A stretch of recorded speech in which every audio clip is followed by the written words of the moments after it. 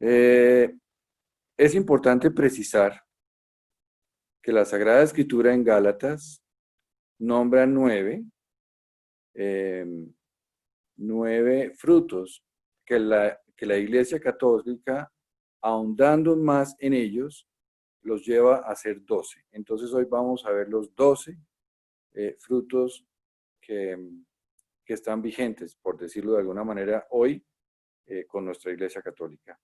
Que por supuesto nacen de los 9 que están en Gálatas, que los vamos a leer en este momento, y los detalla aún mejor, los desglosa aún mejor para llevarlos a ser 12.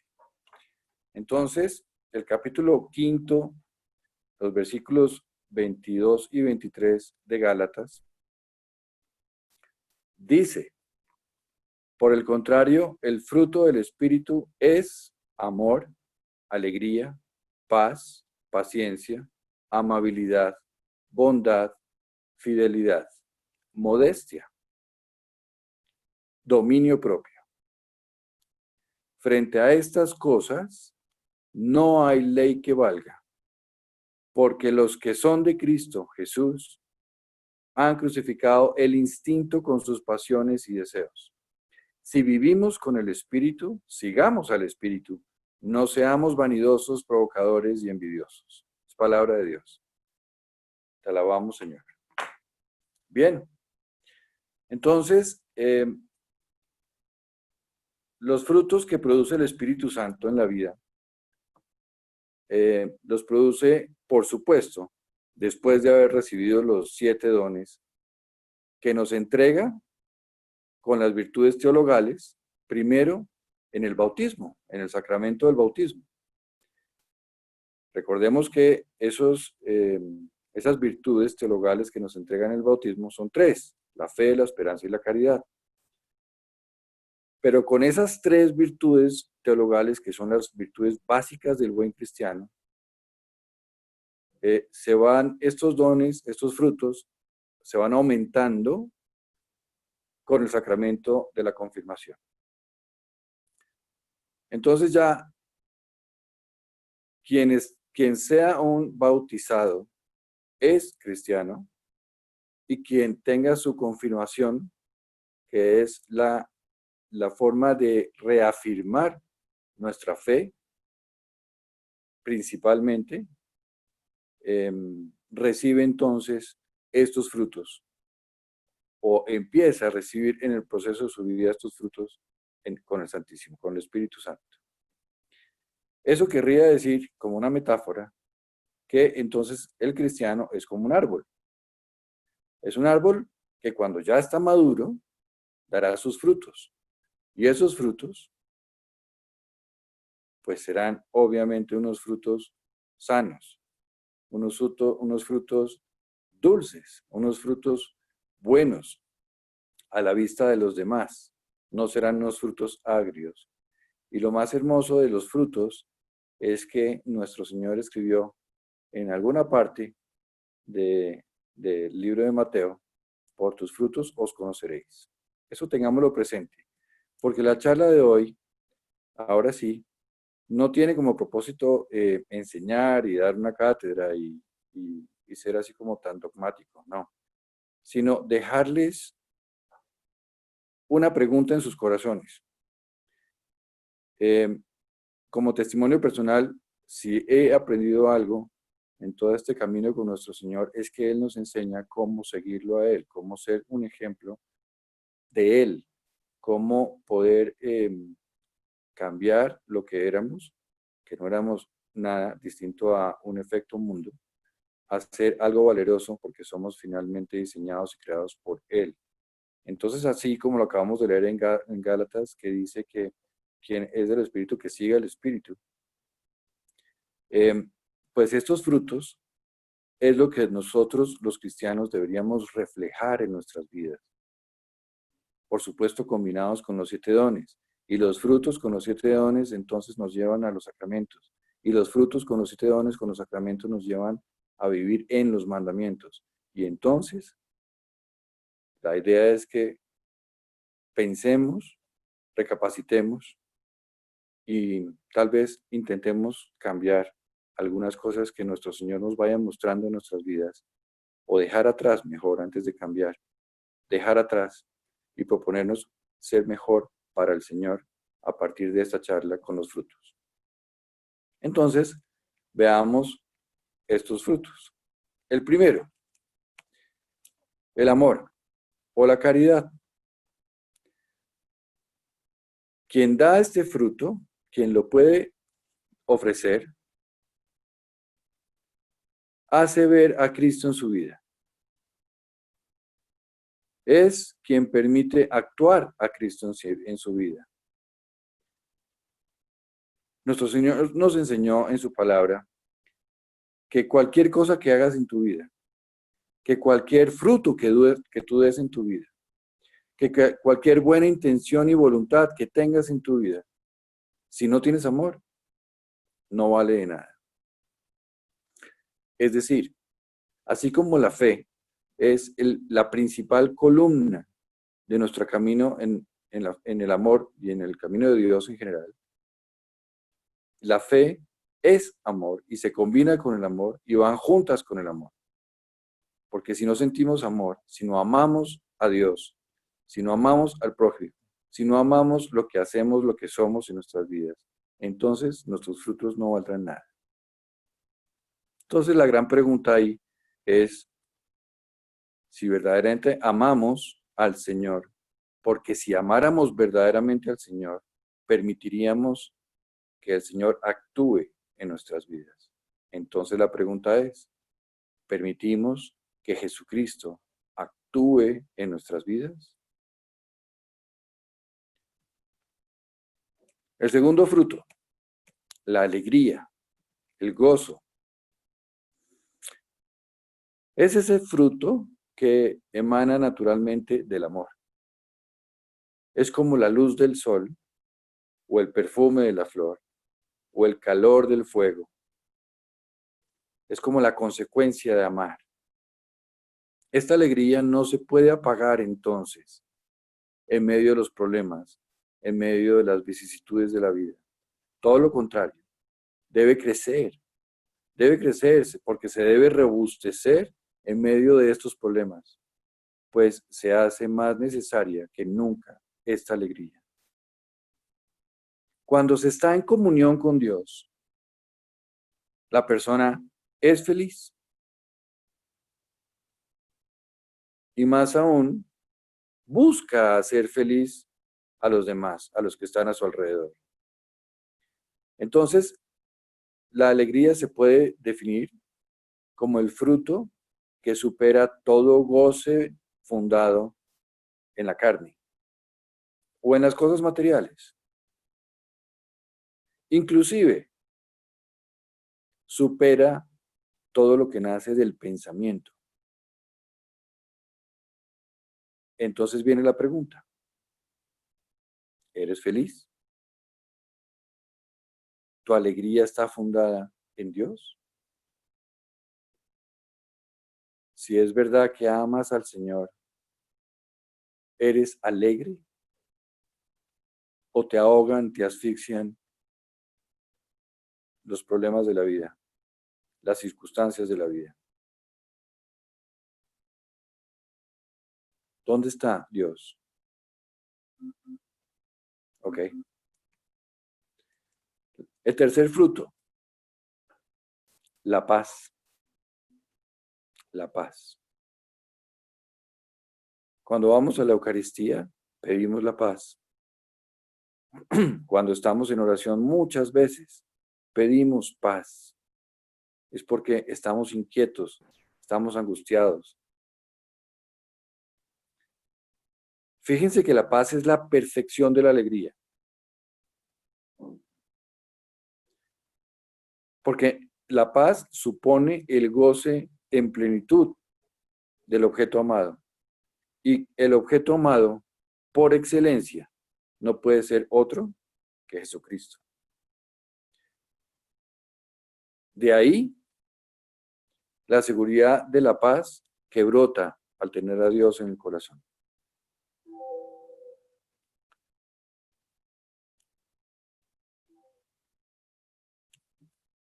La paz nos hace ser personas serenas, calmadas. Mantiene el alma en la posesión de una constante alegría, a pesar de todo lo que esté sucediendo. Problemas siempre habrán mientras estemos en el mundo. Ahora voy a leer algo que me encontré esta mañana, que había subrayado por alguna razón, no sé en qué momento atrás, en algún estudio, seguramente en Gálatas, que afirma de una manera preciosa esto que estamos hoy conversando. A pesar de todas las vicisitudes, a pesar de todo lo que pasa en el mundo, si yo amo a Dios profundamente y es Él el centro de mi vida, entonces por sí mismo soy alegre y por sí mismo entonces estoy en paz.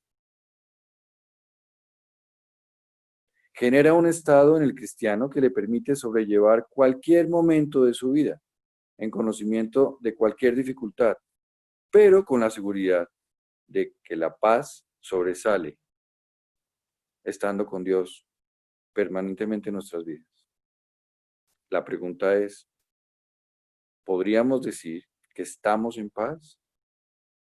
Estar en paz no es estar en estado de gracia. Estar en paz no es vivir tranquilo. Estar en paz no es tener comodidades o no tenerlas. Estar en paz no es nada que nazca desde el pensamiento, es decir, desde el raciocinio humano que vaya amarrado a un fruto material. Estar en paz es estar en el Espíritu Santo. A veces hemos dormido en el Señor cuando caemos profundamente en un sueño momentáneo y decimos que descansamos en el Espíritu. Eso es estar en paz. Estar en paz es sentir la presencia del Espíritu Santo en nuestro corazón, independientemente de estar al borde de una crisis de cualquier orden mundanal. Y a pesar de ella, como los apóstoles, cuando iban a ser crucificados, maltratados, agredidos, cuestionados, juzgados, jamás se salían de su centro, su paz. Eso es estar en paz. ¿Estamos en paz?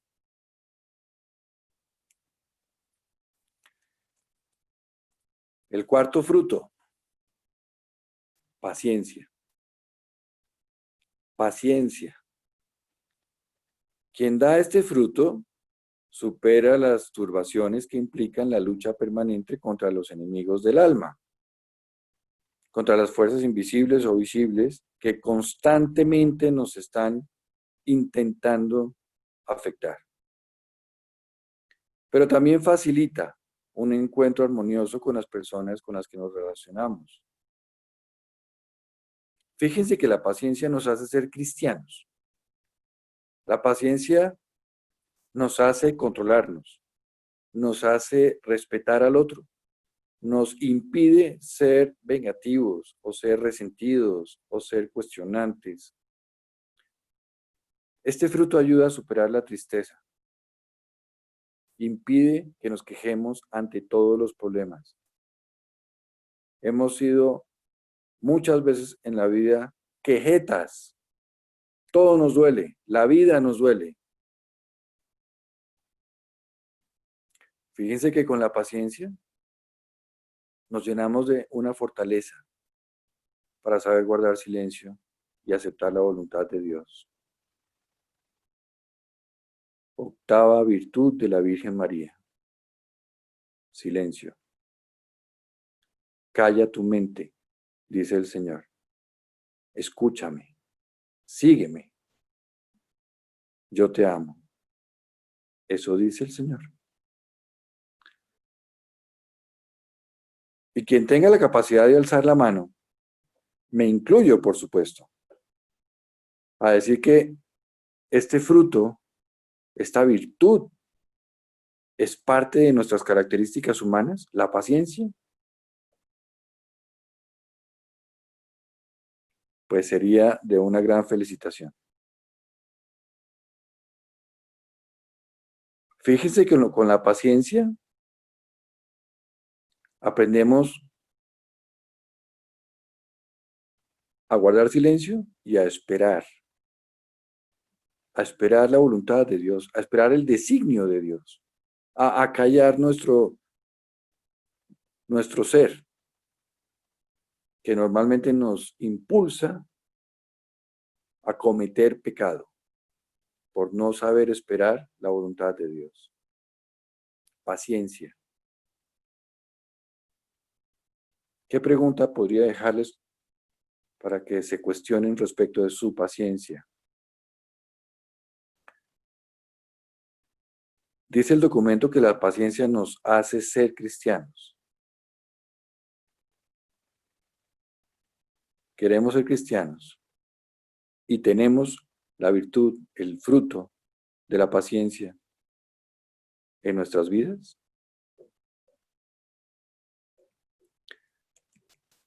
Bueno, longanimidad. ¿Esa palabra qué significa? ¿Qué es eso? Es coraje. Es esa llama que sentimos allá adentro que no nos explicamos porque decimos, uy, ¿cómo no me dio un infarto?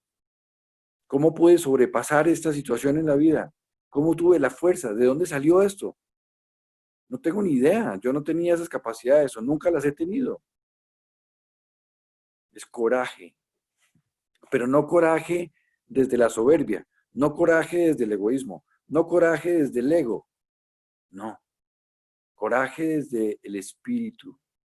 Cuando es el Espíritu Santo el que nos lo otorga. Cuando Él es el que nos regala ese fruto, que nos impulsa a salir adelante, que nos impulsa, nos saca, nos hace sostenernos cuando ya no podemos más en una realidad que estemos viviendo en nuestra vida, pero para crecimiento en nuestro camino a Dios, no solamente para pagar la cuota de la casa o la educación de nuestros hijos, no.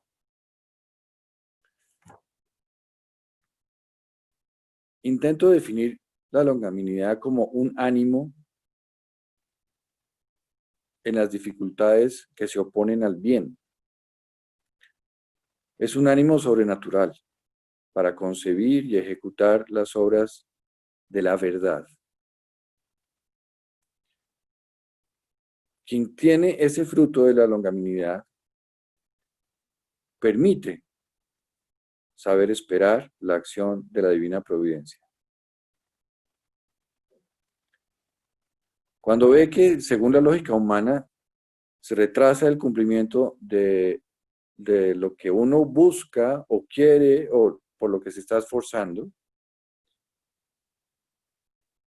y aprende a guardar espera, sin que sea un martirio esa espera, convencido de que solo ha de llegar en el momento perfecto, que es el momento de Dios, no el nuestro, no el que nosotros pensamos que es. Fíjense que podríamos entonces definirla como conclusión, como un fruto que nos permite mantenernos perseverantes ante las dificultades y ante nosotros mismos. Porque cuando nosotros mismos somos vencidos por nosotros mismos, se nos acaba el mundo.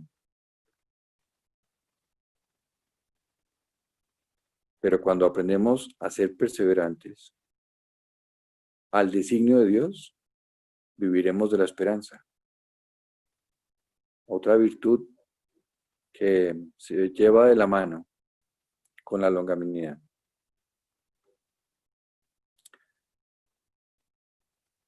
Quien dice que tiene la paciencia y que maneja esta fortaleza en el espíritu para sobrellevar las situaciones de la vida, pues empieza a ser un buen cristiano. Es que es vivir en el Espíritu Santo. Y quien vive en el Espíritu Santo y con el Espíritu Santo está viviendo con la Santísima Trinidad en su corazón.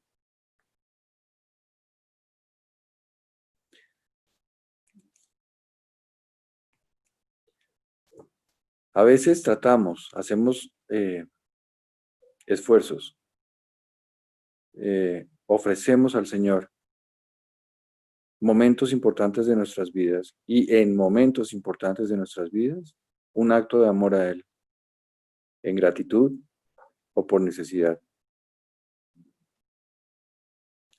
Pero creo que en este momento de estos frutos, lo importante es tener claro que estos frutos provienen de la Santísima Trinidad. Él es quien provee, Él es quien nos da, Él es quien nos enseña a amarlo a Él. Y todo nace desde ahí, no desde nosotros, no por nosotros, no para nosotros. La benignidad, benignidad, es esa disposición permanente a la indulgencia, a la afabilidad. Es esa llama que nos impulsa a ayudar a los gentiles, que nos impulsa a ayudar en la verdad, pero sabiéndola discutir, sabiéndola defender. Es el cristiano que tiene la benignidad, es un cristiano que se caracteriza por una dulzura especial en el trato con los demás. Es una persona que sabe escuchar, que sabe entender, que sabe respetar, pero que también sabe discutir para no permitir que la verdad esté siempre adelante. Es el ejemplo de quien lleva la verdad. Es el ejemplo de quien lleva con amor a los demás a encontrar a la verdad. Es una gran señal de santidad de un alma. Y por supuesto es una gran señal de la acción y de la presencia del Espíritu Santo en su corazón. La bondad. La bondad es la fuerza que nos ayuda a ocuparnos del prójimo y a beneficiarlo. Es como una consecuencia de la benignidad, pero de manera incisiva, especialmente en quien sufre y necesita ayuda. Quien da este fruto no critica, no juzga y tampoco condena a los demás. Es más, ayuda a sanar, a ejemplo de la bondad infinita, a los demás. Y si quisiéramos ponerle un nombre a la bondad infinita, si quisiéramos ponerle un nombre a quien está siempre dispuesto a ayudar a los demás, especialmente a quien verdaderamente necesita ayuda, es quien nos mostró en toda su historia pública que vino a eso, a ayudarnos a todos. Ese nombre le corresponde a Jesucristo.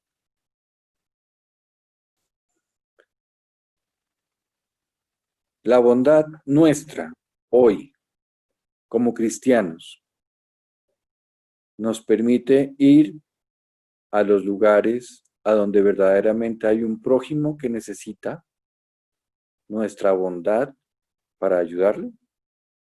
Nos permite hacer una actividad que nos saque de nuestro centro de comodidad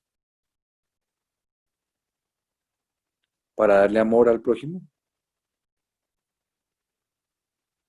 ¿Tenemos bondad en nuestro corazón? ¿Tenemos ese fruto del Espíritu Santo? ¿Se lo hemos pedido? ¿Seríamos suficientemente nobles para poder amar de esa forma?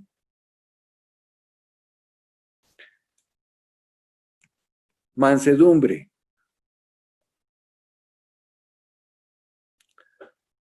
La mansedumbre es exactamente la oposición de la violencia en cualquiera de sus formas. La violencia nace de un estado mental. La sangre se calienta. Las personas se ponen de mal genio. Nos ponemos de mal genio. Y generamos de alguna manera, en algún grado, con violencia. Entonces, la mansedumbre se puede mostrar, se puede como fruto entender mejor como todo lo opuesto a la ira, al rencor, a la cólera. Pero ¿qué causa la mansedumbre? La no mansedumbre, perdón. ¿Qué causa no tener la mansedumbre? Causa que el cristiano entre a vivir los sentimientos de la venganza. Entra a vivir los sentimientos del desamor al prójimo y a sí mismo. En cambio, la mansedumbre hace que el cristiano sea suave en sus palabras, sea suave con el trato frente a los demás. La mansedumbre acaba con la prepotencia. La mansedumbre acaba con la soberbia. Es el fruto que se asemeja a Jesús. Cuando Jesús es definido como manso y humilde de corazón. Es un fruto que ojalá anheláramos tener en nuestro corazón vivo, especialmente por podernos parecer de alguna forma a Jesús y ser llamados de alguna forma mansos y humildes de corazón. Pero qué lejos estamos de la mansedumbre. La fidelidad. Automáticamente la mente, cuando escucha esa palabra, piensa en las relaciones de pareja. Y la fidelidad, la mente la destruye. Inmediatamente la contrapone y la vuelve infidelidad. Creo que es el flagelo por el que ha sufrido toda la humanidad, hasta la avanzada, que son tan libres ahora en sus manejos personales que borraron la palabra fidelidad de sus mentes y de sus emociones. Pero fíjense que la fidelidad como un fruto del Espíritu Santo defiende la fe en público. No tiene nada que ver con sus cuerpos, no tiene nada que ver con sus relaciones, no tiene nada que ver con las mundanidades, no tiene nada que ver con las cosas materiales, no tiene nada que ver con los sentimientos. Tiene todo que ver con la fe. No quiero entrar en teología y en hablar de dónde viene la palabra fidelidad en griego, etcétera, porque creo que el punto de hoy es ser muy claros en un lenguaje que todos podamos meter en nuestro corazón. Los invito a que definamos fidelidad como el fruto que nos da el Espíritu Santo para defender la fe en público. No la oculta, no le da miedo, no le da vergüenza. La fidelidad acepta todo lo que hay que creer. Es firmeza para afianzarnos en lo que se cree. Da la seguridad de la verdad que creemos. Nos quita la duda o nos saca de la duda también la fidelidad. Es ese fruto con el que estamos glorificando a Dios.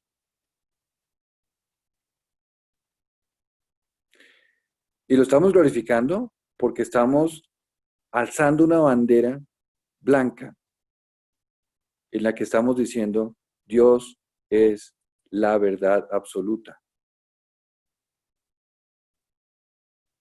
La fidelidad es manifestar nuestra plenitud en Dios. ¿Cómo no ser fieles a Dios? Es que ser fieles a Dios no es seguirlo a Él en silencio, callados, ocultos, temerosos, inseguros.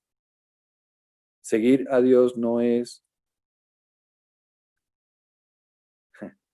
guardar una postura diferente social a una postura espiritual cuando estamos en un grupo de oración, o cuando estamos en un retiro, o cuando estamos aquí reunidos en una charla.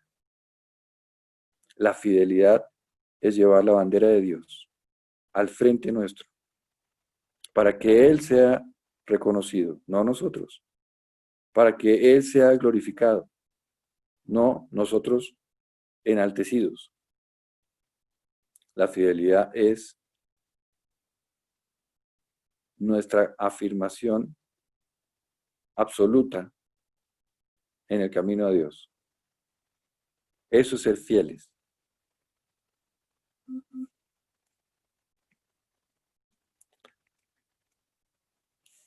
Bien, entramos a un fruto que se llama la modestia.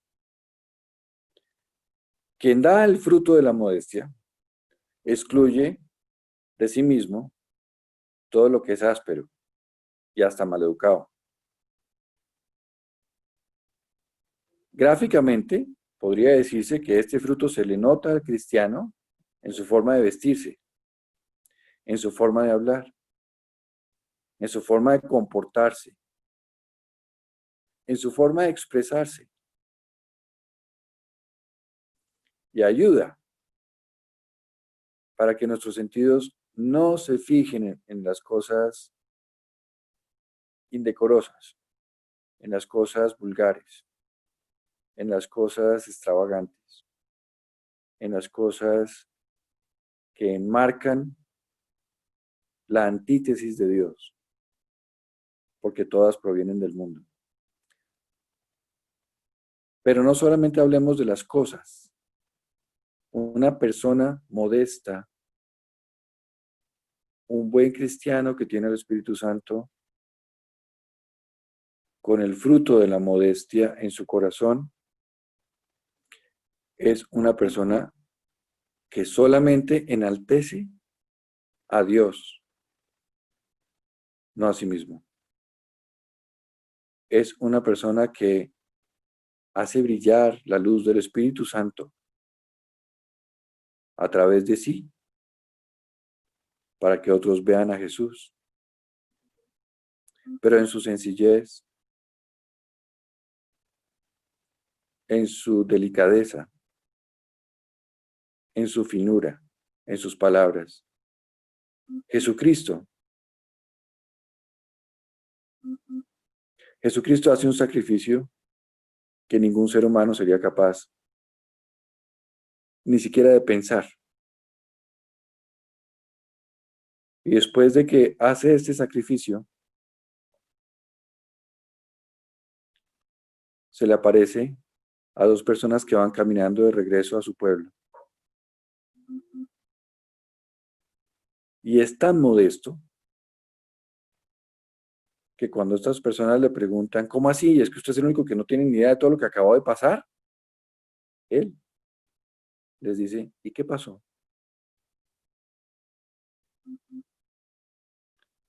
Esa es la modestia. Ayuda a ser discreto, a ser cuidadoso con su cuerpo, con sus palabras, con sus actitudes. Evita ser ocasión de pecado para los demás.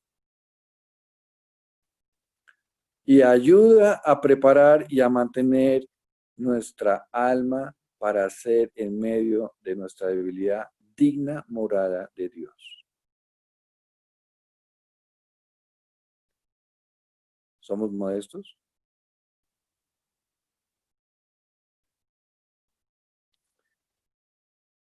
Y los dos últimos, la continencia. Como lo indica su propio nombre, ayuda a contener o a tener a la raya la concupiscencia en lo que concierne con los deseos de la carne. Pero es que los deseos de la carne no son sexuales, señores y señoras, no, no. Todo lo llevamos automáticamente a esos puntos. Los deseos de la carne pueden ser la comida, pueden ser la bebida, puede ser la diversión.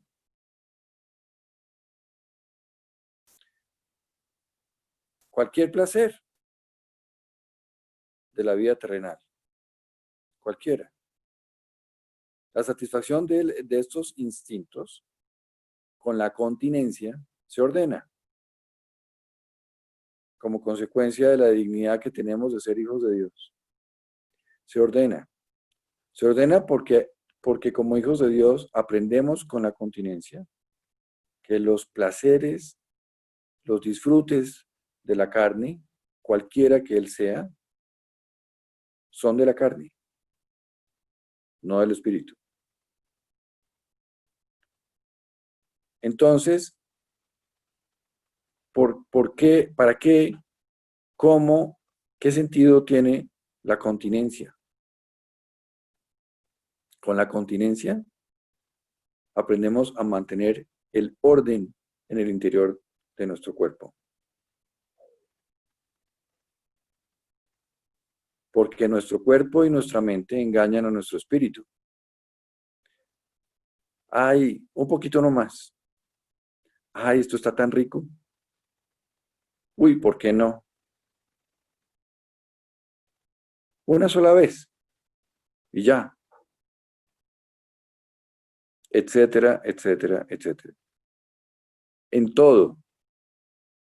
No piensen solamente en los deseos carnales sexuales o en los deseos carnales de los apetitos por los sentidos. Porque aquí entran todos, los mentales, los emocionales, todos los que no son espirituales. Porque el espíritu, al final, el Espíritu Santo nos enseña a través de la continencia que Él no necesita la carne. Que con la carne solamente formamos, como Él dijo al comienzo de la charla, formamos unas fortalezas que nos permiten ver de alguna manera previa los goces del reino eterno, en donde la carne no vale.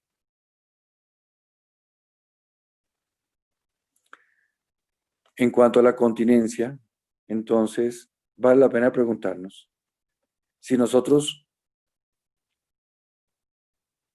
podemos contenernos, controlarnos. Es distinto cuando uno tiene una necesidad y como consecuencia de la necesidad se contiene de algo, a cuando uno ofrece contenerse de algo al Señor para aprender de Él algo nuevo, algo que nos enseñe a ser mejores, hijos de Dios, no mejores comedores de carne, no mejores eh, negociadores en el trabajo, yo qué sé, no, mejores hijos de Dios, mejores ejemplos de Jesucristo.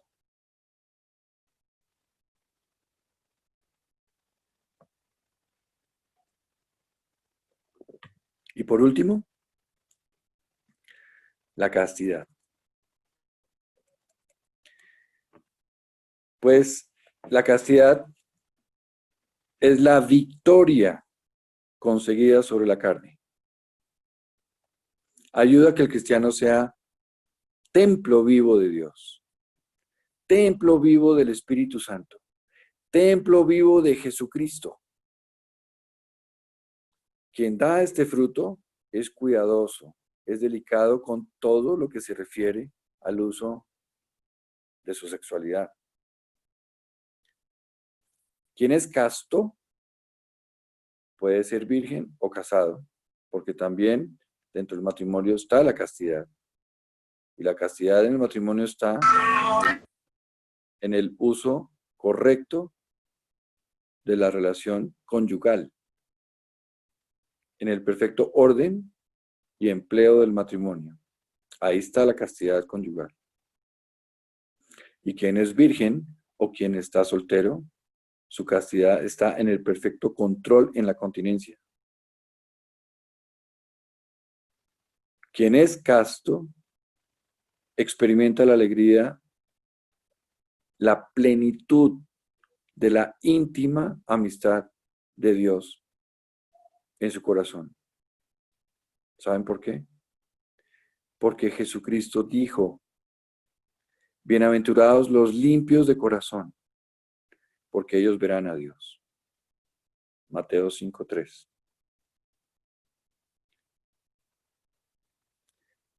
Estos frutos nos enseñan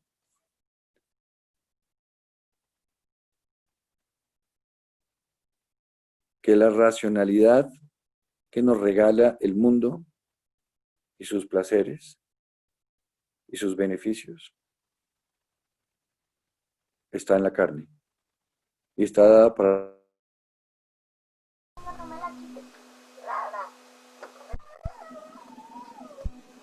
Buenos días, ¿cómo vas? Lara, mire que llega Natalia. ¿Y sabe lo que me dijo el padre de Natalia? Lara, que estaba llamada a ser religiosa. Se apagó el micrófono. de Dios. ¿Quieres llamarte bienaventurado, limpio de corazón, para estar y ver a Dios? Aprender a ser un cristiano es aprender a través de la oración a hacer de nuestras vidas todo lo posible para lograr dar estos frutos.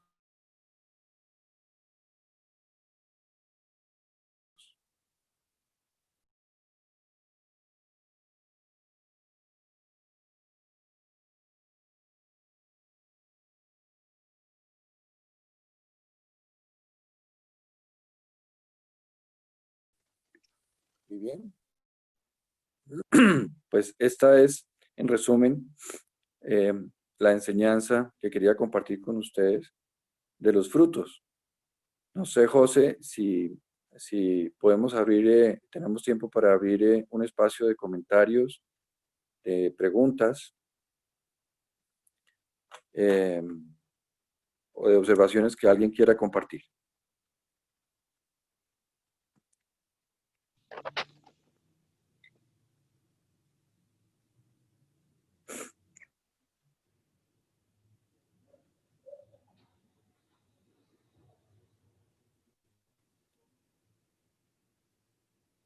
No se escuchó al final, están diciéndome acá. ¿Es correcto? ¿Repito algo? Diana García.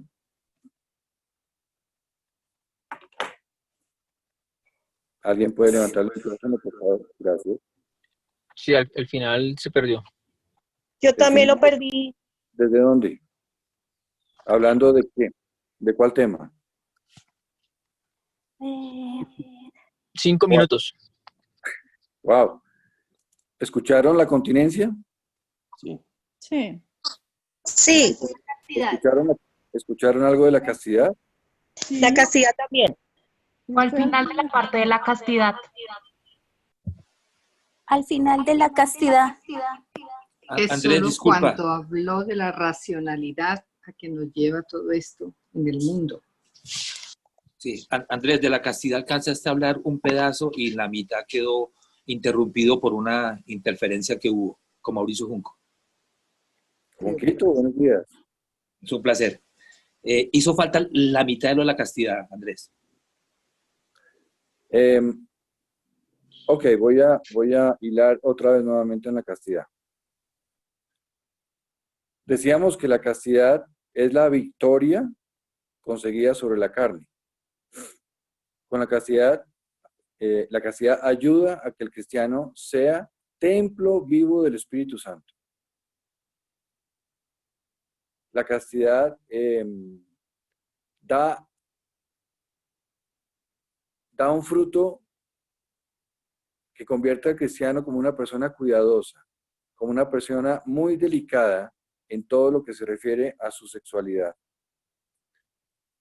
Porque quien es casto, decíamos que castidad no se define para la persona que es virgen soltera, porque también hay una castidad que rige en el matrimonio, porque la castidad en el matrimonio existe cuando se da el perfecto orden a la relación de la pareja y se utiliza para lo que fue creada, que es para el empleo del matrimonio, es decir, para la procreación.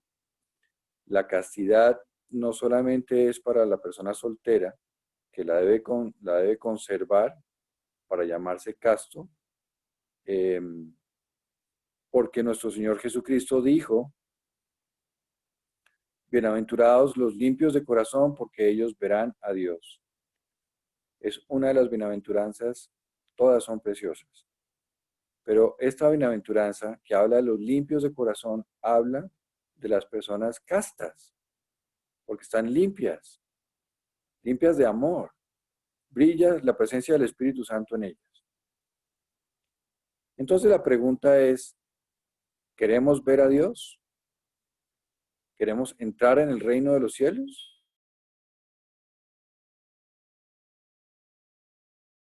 ¿Queremos vivir?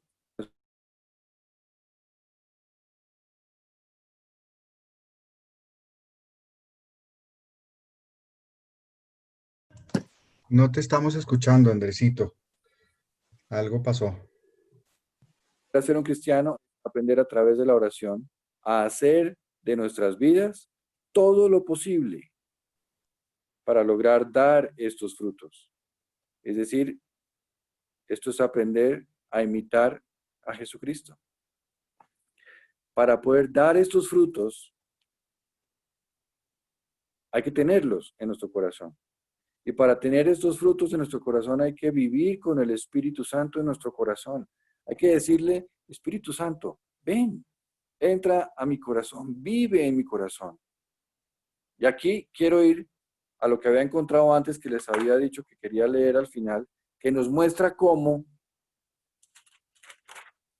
es posible que esto sea una realidad.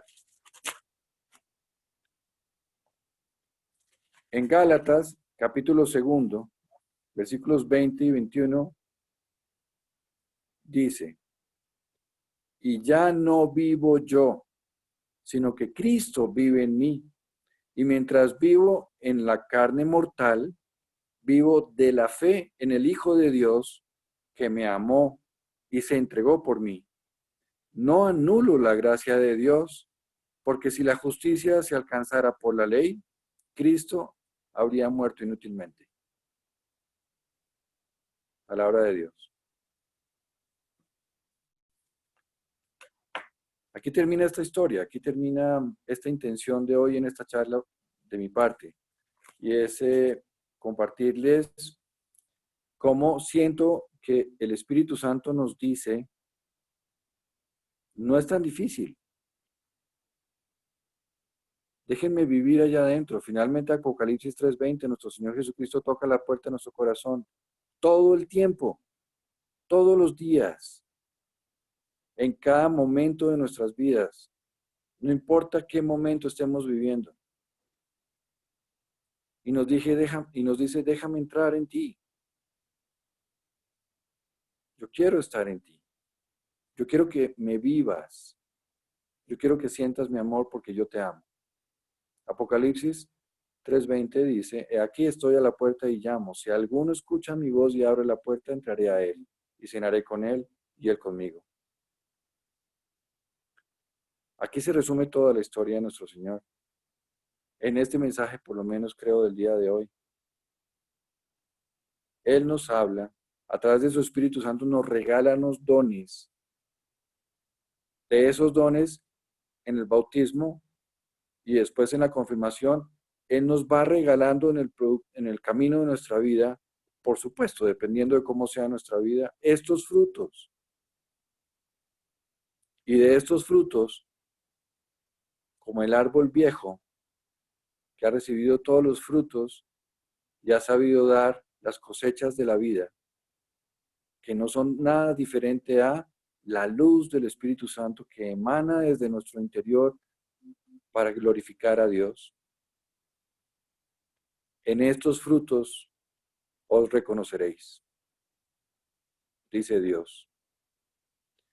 Tener estas 12 características en nuestras vidas, 12 virtudes en nuestras vidas, 12 formas de hacer de nuestra vida una vida cristiana verdadera, es acercarnos más a la gloria de Dios, es aprender a ser mejores cristianos, es aprender a vivir más con el Espíritu Santo en nuestras vidas y más lejos del pecado. Bueno, ya yo no quisiera hablar más.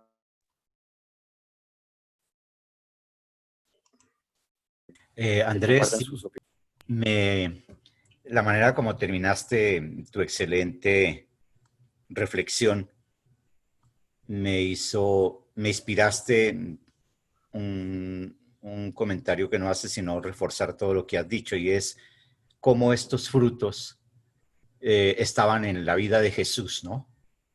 Cómo de verdad todos los frutos, iba yo reflexionando cuando terminaste, como que repasé toda la exposición tuya y vi a Jesús ahí con la paciencia, la magnanimidad, la castidad, todo tan maravillosamente. Muchas gracias por inspirar esas reflexiones en nosotros, ¿no? Solo que pues yo debo tener algún problema con la castidad, porque cada que empezabas a hablar de castidad se me complicaba el sonido, ¿oyes? Bueno, gracias.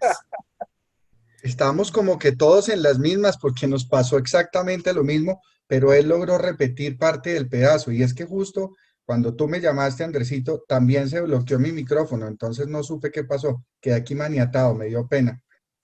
Bueno, Eso es el la diablo, charla, José. la Diablo charla que no fuera quiere. no son para las confesiones, están prohibidas las confesiones virtuales. Monseñor, pero si usted sabe, porque yo se lo he dicho. Muy bien. Y menos que se enteren todos de qué es lo que está pasando. Eso hace parte de la prudencia, ¿cierto, Andresito? Usted tiene el sigilo sacramental, por favor, Monseñor. ¿Para qué insinuó cosas ahí? Bueno, Monseñor. Andrés, muchas gracias. Es verdad que nosotros siempre tenemos una tendencia en Pentecostés de hablar de los dones y de los dones y de los dones y de los dones, y nos hemos quedado mucho allí, y qué importante poder empezar a decir cómo actúan esos dones y cómo se convierten en frutos, y cómo los frutos también es una reflexión que debemos hacer, permitiendo que la acción del Espíritu Santo llegue a nosotros para que, así como dice San Pablo, no soy yo, Cristo es el que vive en mí, podamos vivirlos en plenitud. Gracias por hacernos referencia a esos frutos, y ojalá que continuemos abriendo nuestra mente y nuestro corazón a esa acción del Espíritu Santo. Así sea, Monseñor. Muchísimas gracias. Muchas gracias. ¿Alguien tiene alguna observación, pregunta, inquietud adicional? Quedan como... Muchísimas gracias, Andrés. Una gran riqueza. Dios te bendiga siempre. Ay, muchísimas gracias. Amén. Que así sea. A todos nosotros. Muchas gracias, de verdad. Excelente esa forma, y como decía, esa forma como nos va conduciendo, como nos va llevando.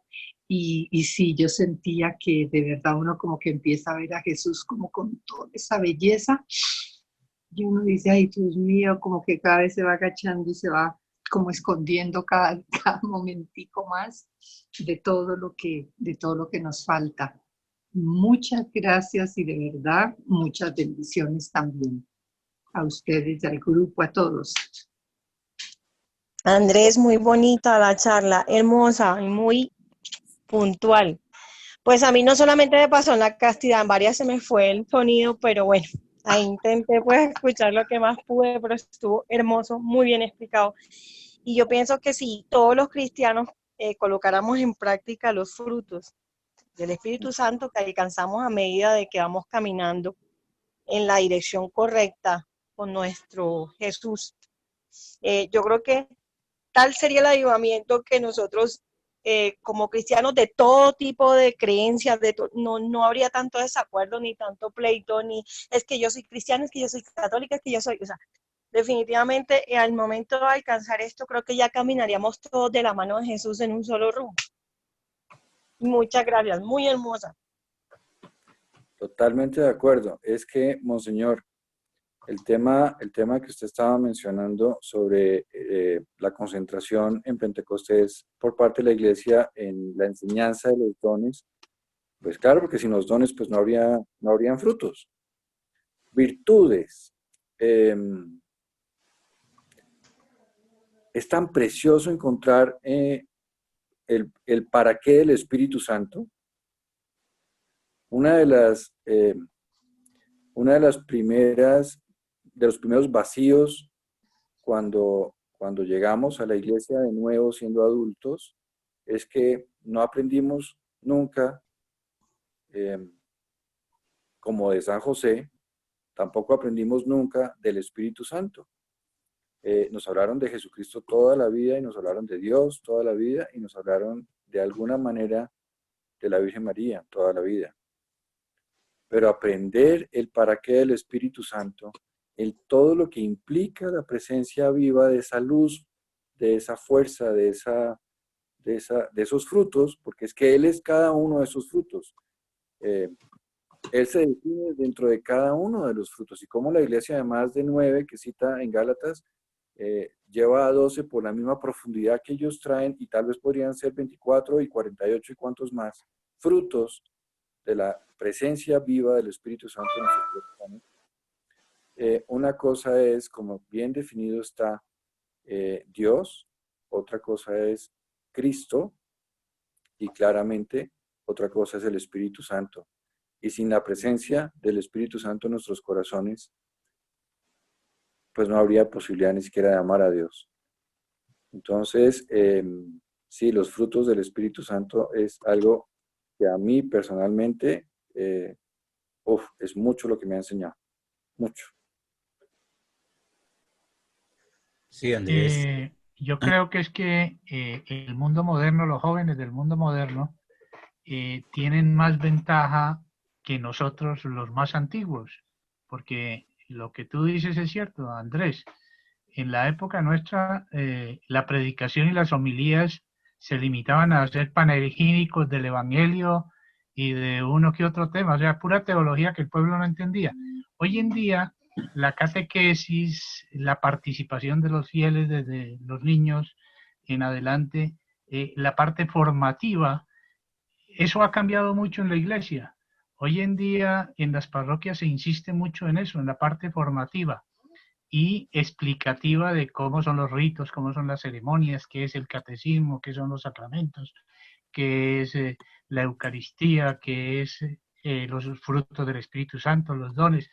Antiguamente sí, el mes de mayo y la Semana Santa y pare de contar.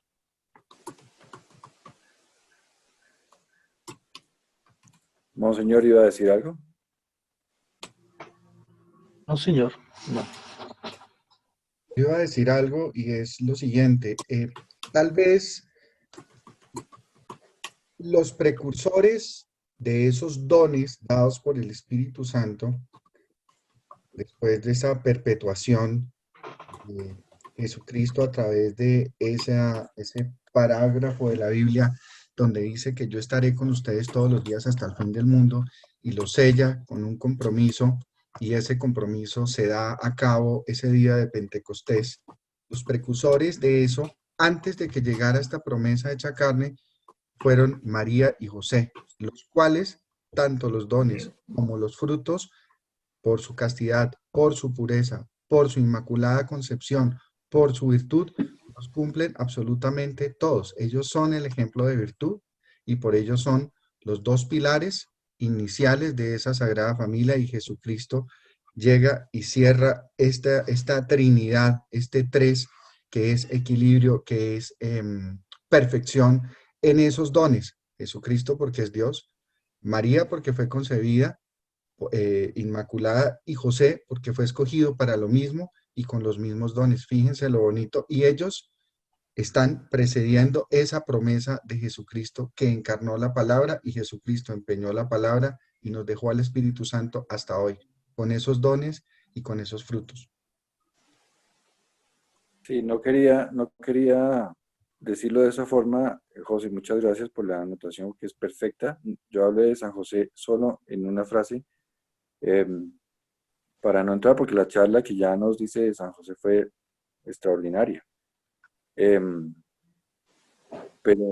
Pero pues Dios es perfecto, es absolutamente increíble cómo descubrimos en nuestra bobada, en nuestra inocencia, en nuestra falta de conocimiento, cómo vamos descubriendo.